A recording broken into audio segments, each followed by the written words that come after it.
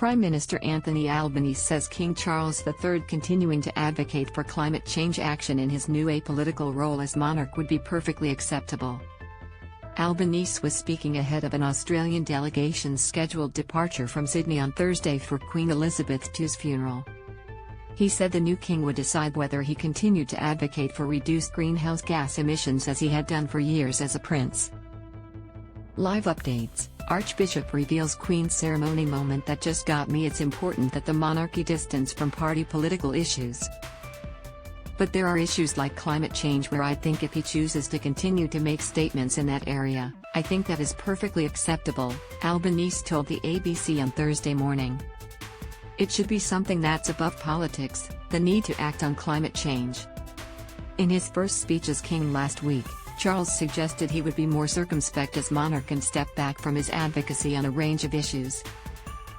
The lifelong environmentalist said he was confident work on the issues for which I care so deeply would go on in the trusted hands of others. The Albanese government has enshrined in law a target to reduce Australia's greenhouse gas emissions by 43% below 2005 levels by the end of the decade.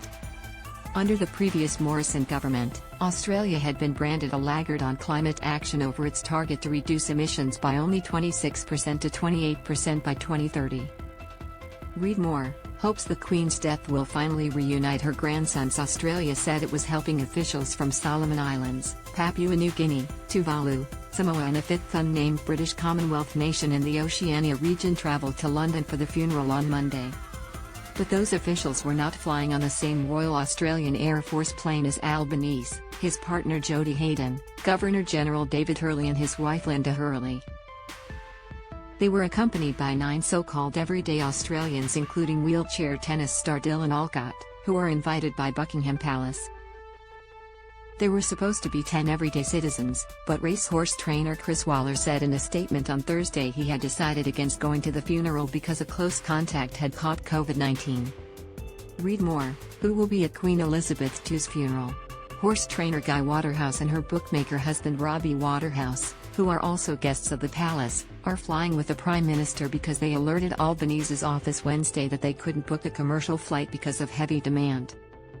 The Australian government has not released details of how it is assisting leaders of island neighbours to get to London. Papua New Guinea's Prime Minister James Marape and Governor-General Bob Dada, who represents the monarch, arrived in London on Wednesday, the Papua New Guinea government said. Read more. What to know about the Queen's lying in state? The Solomons will be represented by its Governor-General David Thunuggi, who left the country on Wednesday, that government said. Tuvalu will be represented by Prime Minister Kasia Nadanopo and Governor-General Tofiga Valufalani. Samoa's head of state Ofio Gatumaleali Ifano Valetoaswala Uvitu will also attend, government officials said. Albanese said holding a referendum on creating an Australian republic was not feasible in his government's first 3-year term in office. His priority was a referendum that would acknowledge in the constitution that Indigenous people were living in Australia before British settlers arrived in 1788. Read more. Queen's funeral. Key details. Regardless of people's views about other issues, the Constitution and our system of government, I think it's impossible to not respect the extraordinary job and dedication to service that Her Majesty showed, he said.